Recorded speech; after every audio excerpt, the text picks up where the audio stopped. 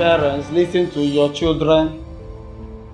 We are the leaders of tomorrow. Try and pay our fees and give us sound education. Now, these leaders of tomorrow are sucking themselves into drug. One of the things I heard growing up is that you are a reflection of the friends you keep. Drugs were not just in any way part of the things I bargained for.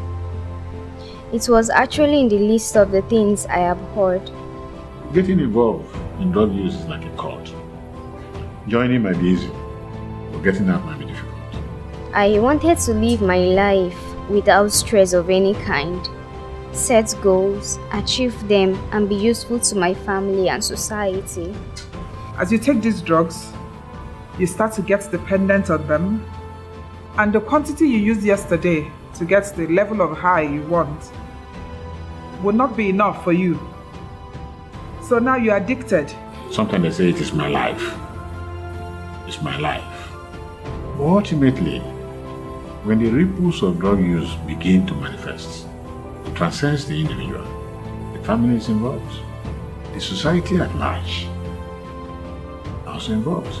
My parents, they found out that I was taking it. I was no longer close to them the way I used to be. I was no longer doing some certain things that I normally do at home. So I was more self-centered. And when the drugs take control, there's bound to be disobedience. There's bound to be violence. There's bound to be crime, stealing. There's bound to be NDLEA cases. But I guess there is always that one place where it starts for everyone. The one place the story begins. It began in the year 2006 when I decided to go out with some friends and experiment with weed. That was how it started. If somebody says, try, say no. Because if you try, you might get hooked. If there's that chance of you to run. Because when you get in, life will never be the same for you again.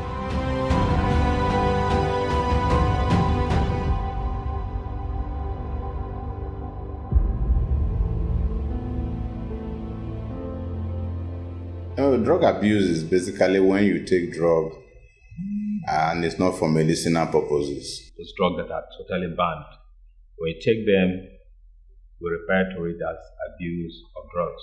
Methamphetamine, cocaine, heroin, morphine, tramadol, cough syrup, crack. Well, the most common is, of course, cannabis sativa. That is weed. The use or consumption of those type of drugs are what we refer to as drug abuse. If you watch around, you see the youngsters each holding plastic soft drink. You may think that they are just taking it because of the love of soft drink, but that is a mode of concealment of tramadol.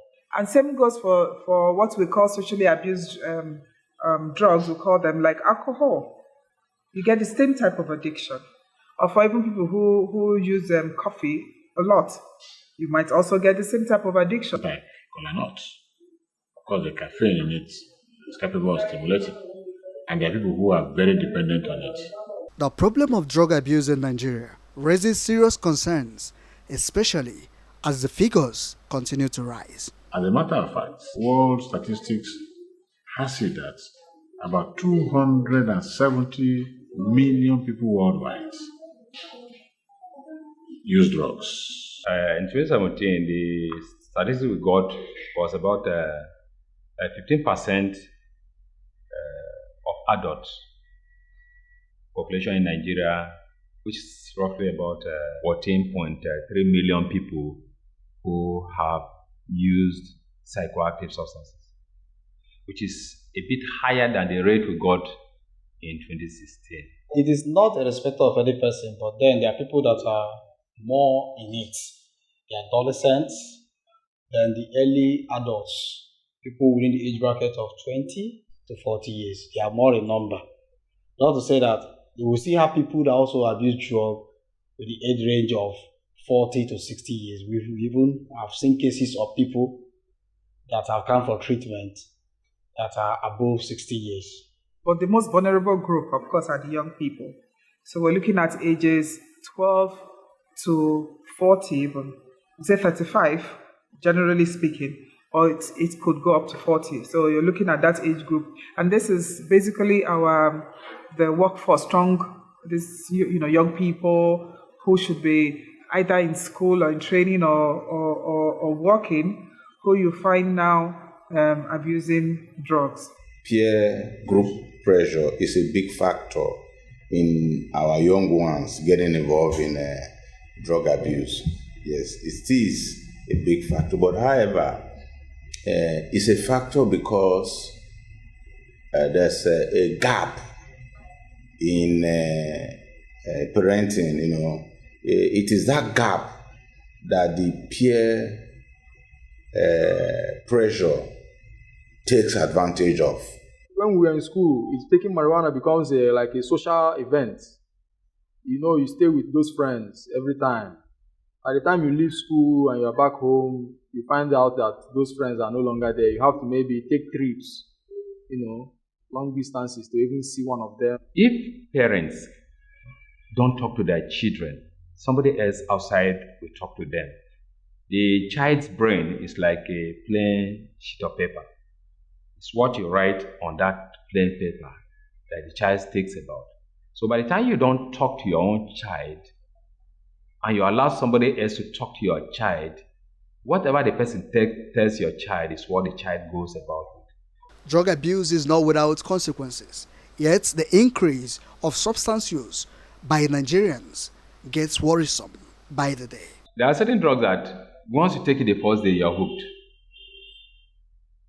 Drug like heroin. You take heroin, that day you take heroin, you're hooked on it. And once you're hooked, you don't want to stop. And the more you take it, the more it damages your body system. But cannabis is grown in Nigeria. We call it India hemp. But the Indians have told us that it is not Indian hemp. There's practically anywhere that cannabis cannot grow. But it is grown predominantly in a certain parts of the country. So everywhere it is freely, you can get cannabis. And that is why it is the number one drug of choice of abuse in this country. The reason is that it's cultivated in commercial quantities in several communities in this country. As a matter of fact, it's capable of growing in every village. So Igbo remains number one drug of abuse.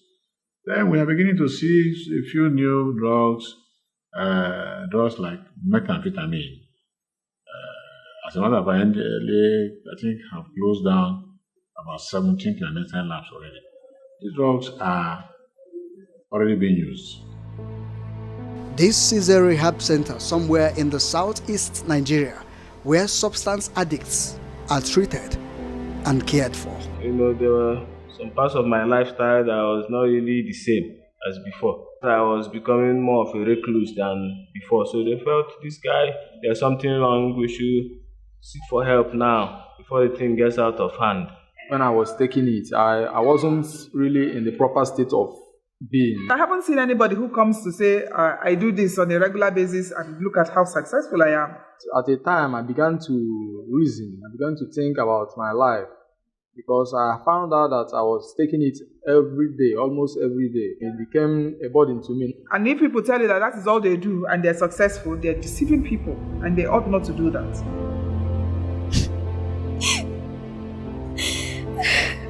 It's sickening to see aged and elderly people break down in tears. There's a lot of crisis because of the factors that are involved.